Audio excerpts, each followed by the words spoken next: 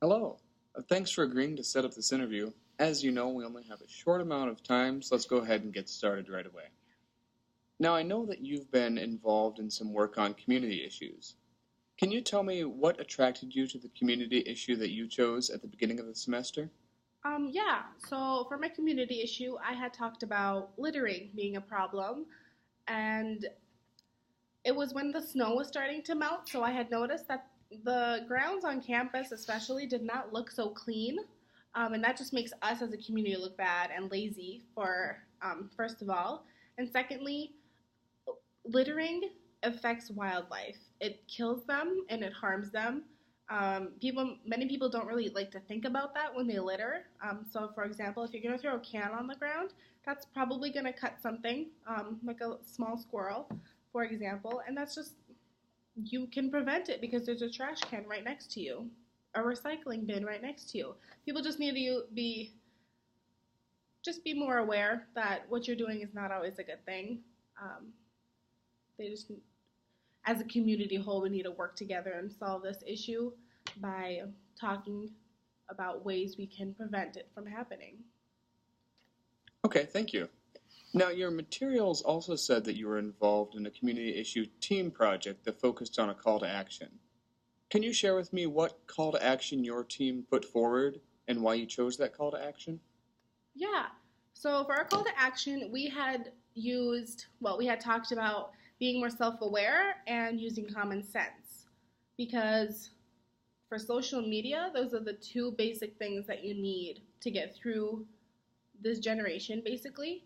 Uh, we have a generation where kids that are as young as 10 years old that own cell phones and tablets, and they have access to everything. And those kids who have access to everything, there are child molesters out there that have access to everything and everyone. So, parents, siblings, people in general just need to be more self aware of who they're talking to, what they're using, what their kids are using, um, just for the safety of everyone in general. I feel like that's a big problem. People aren't really aware of what they're doing when they go out and meet up someone to buy something.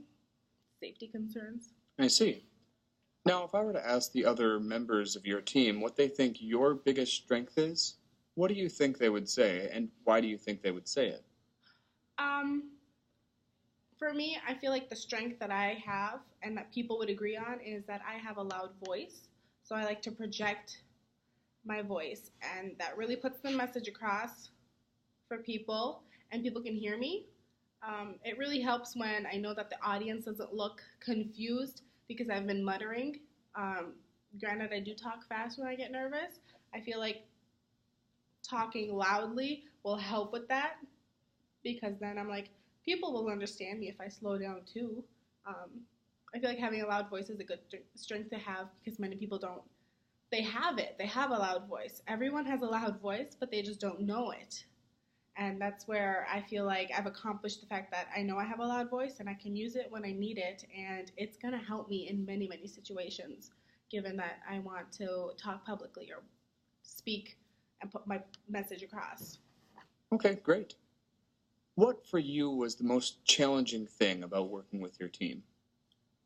Um, for me, I'm used to working alone. So having to deal with waiting for a response on what they had finished or what I'm supposed to do, or just in general, the amount of time I had wasted was just not something I liked. And if what I did affected their grade or vice versa. If I worked alone, I know that whatever I did was my fault and my problem. That's why I got the grade that I got. And if I'm waiting for a response, I waste too much time. Again, if I'm alone, I'm not wasting any time waiting for a response unless I ask someone for actual like help on something. I just feel like working alone gets the job done as accurately as possible in my comfort level, not worrying about other people's grades or other people's performances affecting me. Thank you. Okay, last question. In 30 seconds or so, tell me what your biggest takeaway was from Com 110 this semester. What will stick with you and be useful to you? Um, People say public speaking is a bad and scary thing, but it's actually not. Um, I survived the course, and talking publicly isn't that bad because people are in an understanding position. They know what you're going through because they've gone through the same thing, and they're as supportive as possible. That usually helps with a lot of given situations. It's not that bad. It's a good way of practicing your communication skills with other people. All right. Well, thank you so much for taking the time to talk with me. We'll probably be in touch with you in the next few weeks or so. Yeah, thank you. Take care. Thanks.